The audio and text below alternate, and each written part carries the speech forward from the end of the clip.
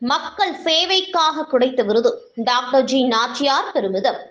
மதுரை அரவிந்த் கண் மருத்துவமனை கௌரவ இயக்குனர் டாக்டர் ஜி நாச்சியார் அவர்களுக்கு கண் சிகிச்சை சேவையை பாராட்டி பத்மஸ்ரீ விருது வழங்கப்பட்டது. இவ்விருதினை இந்திய குடியரசுத் தலைவரிடமிருந்து பெற்றுக் கொண்டார். இதையொட்டி மதுரையில் நடந்த பத்திரிகையாளர் சந்திப்பில் டாக்டர் நாச்சியார் கூறியதாவது: இது மக்கள் சேவைக்காக கிடைத்த விருது. எங்கள் குடும்பத்தில் சகோதரர் டாக்டர் வெங்கடசாமி, கணவர் நம்பெருமாள் சாமிக்கு அடுத்து மூன்றாவதாக எனக்கு இந்த விருது கிடைத்தது. பெருமையாக உள்ளது என்று இவ்வாறு அவர் கூறினார். டாக்டர் ஜி நாச்சியார் அவர்களின் தமையனார் டாக்டர் ஜி வெங்கடசாமி அவர்களால் அரவிந்த் கண் மருத்துவமனை 1976 ஆரம்பிக்கப்பட்டது. இவருக்கு 1993 ஆண்டு பத்மஸ்ரீ விருது வழங்கப்பட்டது. டாக்டர் ஜி நாச்சியார் அவர்களின் கணவர் டாக்டர் பி நம்பெருமாள் சாமி ஆரம்பகால நிறுவன உறுப்பினராகவும் மருத்துவமனை வளர்ச்சிக்கு சிறப்புற பணியாற்றிக் கொண்டுள்ளார். இவருக்கு 2007 ஆண்டு பத்மஸ்ரீ விருது வழங்கப்பட்டது. டாக்டர் ஜி நாச்சியார் இந்த விருதை மருத்துவமனை பணியாளர்கள் ஒவ்வொருவரின் உழைப்பில் வந்ததாகவும் அவர்களின் பிரதிநிதியாக நான் பெற்றுக்கொண்டு மருத்துவமனை பணியாளர்களுக்கு சமர்ப்பிப்பதாக தெரிவித்தார். இந்த சேவை காலம் காலமாக தொடர வேண்டும். அதற்கான அனைத்து முயற்சிகளும் எடுக்கப்பட்டு மேலும் பல ஊர் மக்கள் பயன்பெற நடவடிக்கை மேற்கொள்ளப்படும் என கூறினார். எனக்கு ரொம்ப பெருமையாக இருக்குது இந்த விஷயம். இந்த பெருமை எங்களுடைய பெரிய நிறுவனம். இது நீங்கள் சொன்ன மாதிரி இது ஒரு 3வது விருது எங்களுக்கு, எங்கள் மருத்துவமனைக்கு. அதை பார்க்குறச்ச நம்ம மக்கள் நம்ம மேலே எவ்வளோ நம்பிக்கை வச்சுருக்காங்க, நம்முடைய சர்வீஸு நிஜமாகவே உபயோகமாக இருக்குது அப்படிங்கிறது எவ்வளோ பேர் உணர்ந்துருக்குறாங்கங்கிற விஷயத்தில் நான் ரொம்ப ரொம்ப பெருமை. ஒவ்வொரு எம்ப்ளாயுமே ரொம்ப பெருமையாக இருக்குது. ஏன்னா இது ஒரு தனிப்பட்ட நான் வாங்கலை, நான் ஒரு ரெப்ரசன்டேட்டிவாக வாங்கியிருக்கேன், அதை வழி நடத்தியிருக்கேன். அதில் எனக்கு ஒரு பெரிய பெருமை.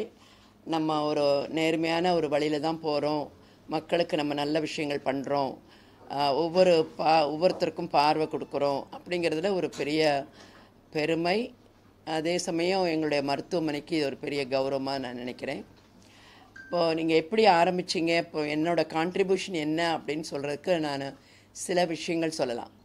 இந்த எல்லாமே ஒரு தலைமை என்னுடைய தமையனார் டாக்டர் வெங்கடசாமி. அவர் பத்மஸ்ரீ வரைச்ச 1972 வாங்கினார்.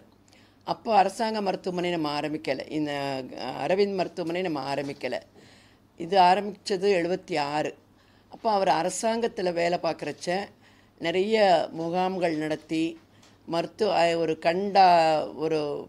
கண் பகுதி பிரிவு ஸ்கின் ஹாஸ்பிட்டலில் ஒரு நாளைக்கு 1000 பேர் வர்ற மாதிரி ஒரு ஏற்பாடுகள்லாம் பண்ணி ஒரு தலைமை மருத்துவருக்கு அப்போ கிடைச்ச விருது தான் இந்த பத்மஸ்ரீ.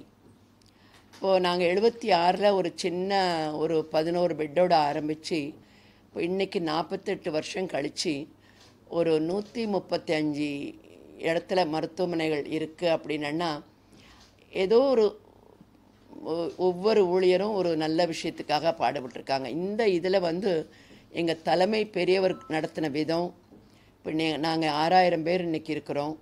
எங்களை எல்லாரையுமே வழி நடத்தி ஆரம்பித்தவர் அவர். அப்புறம் நாங்கள் ஒவ்வொருத்தராக எங்களுடைய பங்கை நாங்கள் பண்ணினோம்.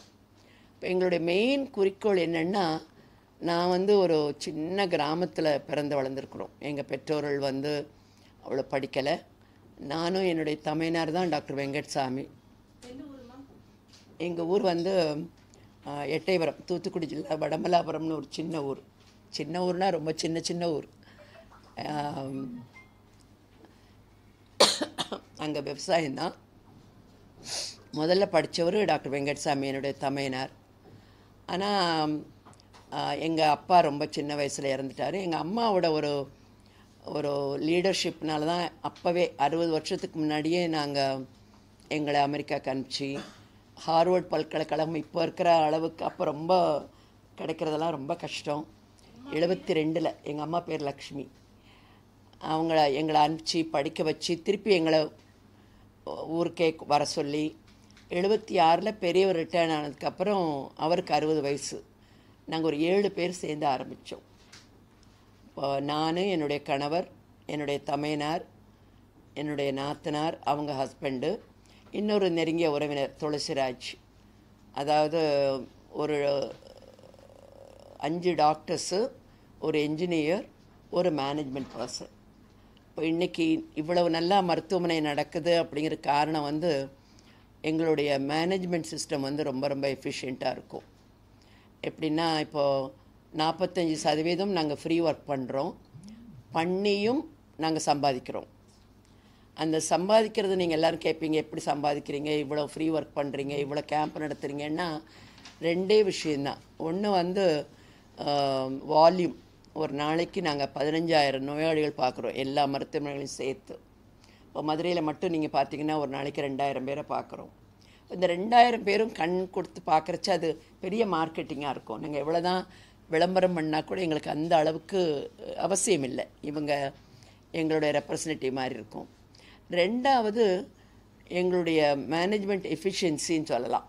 இப்போ சாதாரணமாக எல்லோரும் 8 மணி நேரம் வேலை பார்க்குறோம், எல்லாருமே 8 மணி நேரம் இருப்போம். ஆனால் அதுக்கு ஏற்ற மாதிரி வேலை பார்த்தோமா அப்படிங்கிறது நிறைய இடத்துல இருக்காது. 2 மணி நேரம் வேலை பார்த்தாலும் 8 மணி நேரம் இதில் இருக்கும். இங்கே அப்படி கிடையாது. அதாவது ஹார்ட் ஒர்க்கும் கிடையாது, நம்மளால் வேலை செய்ய இருக்க முடியாது. பொறுத்தவரை நம்ம பின்னாடி தள்ளிகிட்டே இருப்பாங்க. ஒரு நோயாளி வந்துகிட்டே இருந்தாருன்னா நீங்கள் எங்கே போய் ரெஸ்ட் எடுப்பீங்க, எங்கே போய் ரிலாக்ஸ் பண்ணுவீங்க? அந்த இது எங்கள் இதில் ரொம்ப எஃபிஷியண்ட். அதனால் நாங்கள் பணமும் சம்பாதிக்கிறோம், எல்லாருக்கும் சம்பளம் தான். அதாவது ஒரு எங்களுக்கு வந்து 60 வயசுக்கு அப்புறம் இங்கே யாருக்குமே சம்பளம் கிடையாது, எல்லாருமே வாலண்டியர்ஸ் தான். நாங்கள் எல்லாருமே வாலண்டியர்ஸ் தான். ஆனால் மருத்துவமனையில் எங்களால் என்ன வேலை செய்ய முடியுமோ அந்த வேலையை கடைசி வரைக்கும் நம்ம செய்யலாம். அதாவது ஒவ்வொருத்தருக்கும் பார்வை கொடுக்கணும், அந்த பார்வை கொடுக்கறது வந்து தரமாக இருக்கணும், லஞ்சம் வாங்கக்கூடாது, கொடுக்கக்கூடாதுங்கிற ஒரு இது, டொனேஷன் வாங்கக்கூடாதுங்கிறதுலேயும் ஒரு கோல் இருக்குது. அதனால் எங்களுக்கு ஒரு கொஞ்சம் பெருமையாக இருக்கும். எல்லாரையும் நம்ம கட்டாயம் எல்லாரையும் மதிக்கணும், யாருக்கும் பயப்பட வேண்டிய அவசியம் இல்லை. எங்களுக்கு பெரிய சப்போர்ட் வந்து கம்யூனிட்டி தான். அந்த ஒரு கம்யூனிட்டி வந்து எங்களை வந்து இவ்வளோ மதிப்பு கொடுத்து எங்களுக்கு இவ்வளவு பேர் வந்து ஒரு நம்பிக்கை கொடுக்கறது வந்து தான் நான் அதுக்கு ஒரு சின்ன ரெப்ரசன்டேட்டிவ் தான் நான் நினைக்க முடியும். என்னால் தனிப்பட்ட முறையில் இது நான் வாங்கலை. இப்போ என் கூட வைஜெயந்தி மாலா வாங்கினாங்க, அவங்க வந்து தனிப்பட்ட முறை, இல்லை இன்னொரு ஸ்போர்ட்ஸ் பர்சன் அவங்க தனிப்பட்ட முறை. நான் வந்து ஒரு நிறுவனத்துக்கு ஒரு தலைமை அப்படிங்கிறதுல எனக்கு அது ஒரு பெரிய பெருமைன்னா, நான் எல்லாரையும் ஒழுங்காக நான் கூட்டிகிட்டு போயிருக்கேன், எல்லாரையும் நல்லா வழி நடத்தியிருக்கேன், நிறைய மக்களுடைய ஆதரவு நான் எங்களுக்கு வந்திருக்கு. இன்னும் வருங்காலத்துலேயும் இது வரணும் அப்படிங்கிறது தான் என்னுடைய ஒரு ஆசை. இப்போ நீங்கள்லாம் ஒரு அரவிந்தனா ஒரு மதிப்பு எங்களுக்கு இருக்குன்னு நினைக்கிறேன் உங்கள்கிட்டையும். அந்த ஒரு மதிப்பு தான் நாங்கள் எங்களுடைய சொத்துன்னு சொல்லலாம்.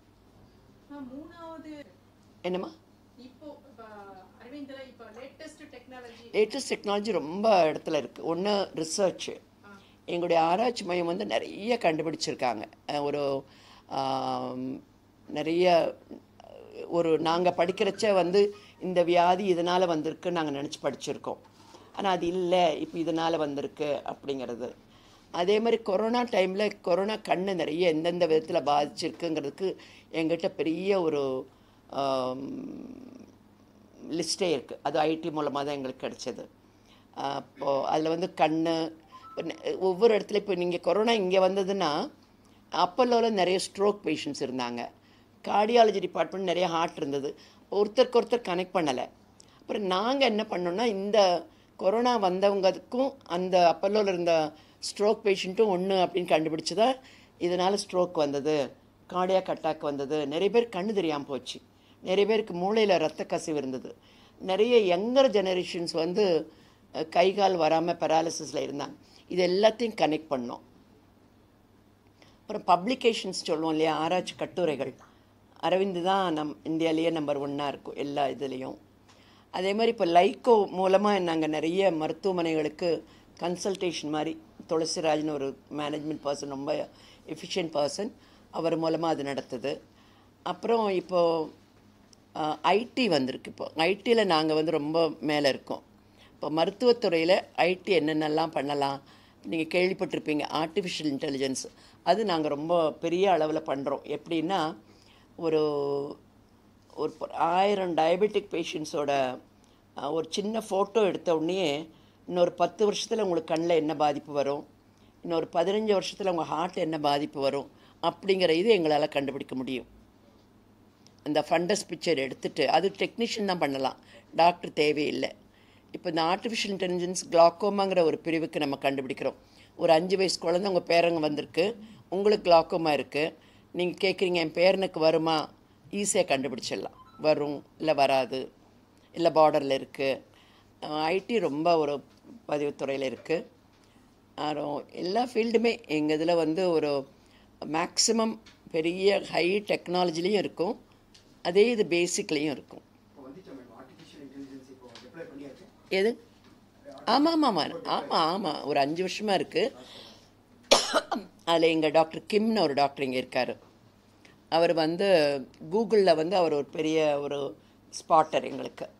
அப்போ அவர் என்ன பிச்சை, அவர் பேர் சுந்தர் பிச்சையும் கூகுளும் இவர் கிம்மும் அடிக்கடி பேசிக்குவாங்க.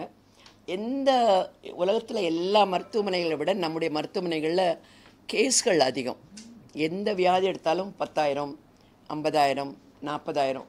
அதனால் அதிலிருந்து நிறைய ஒரு படிக்கிறதெல்லாம் நிறைய படிச்சுக்குவாங்க.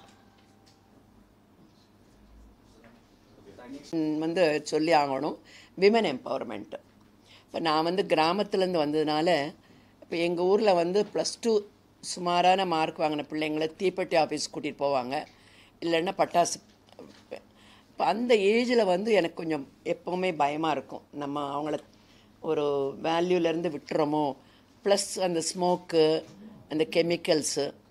அதனால் நாங்கள் என்ன பண்ணோம், 76ல் எங்கள் ஊர்லேருந்து ஒரு 7 கேர்ள்ஸ் 17 வயசு பிள்ளைங்களை கூப்பிட்டு வந்தோம். இப்போ இன்றைக்கி வந்து நாங்கள் 25,000 பேரை நாங்கள் அதில் ட்ரெயின் பண்ணி, இப்போ 6,000 பேரில் 4,000 பேர் அவங்க இருக்காங்க. அவங்களுடைய வாழ்க்கை தரம், அவங்களுடைய ஒரு ட்ரைனிங் எல்லாம் இப்போது எல்லா அயல்நாட்டுக்கும் இவங்க போகிறாங்க. ஒரு +2 படிக்கிற பிள்ளைங்களுக்கு ஆப்பர்ச்சுனிட்டி அவ்வளோவா கிடைக்காது. அந்த இந்த அனுபவத்தை அவங்க வாழ்க்கையிலையும் ஒரு நல்ல மனைவியாக, ஒரு நல்ல தாயாக வர்றது, அது எங்களுக்கு ஒரு பெரிய பெருமை. அது நான் முதல்ல ஆரம்பித்தது. நான் இன்னும் கூட எங்கள் மருத்துவமனையில் நீங்கள் எடுத்திங்கன்னா 85% ஒர்க்கர்ஸ் வந்து பெண்கள் தான். இந்த ராமநாதன் இவங்களெல்லாம் எப்படி வெளியில் அனுப்பலான்னு கொஞ்சம் பார்த்துட்ருக்கோம். கொஞ்சம் ஒரு 15 பேர் தான்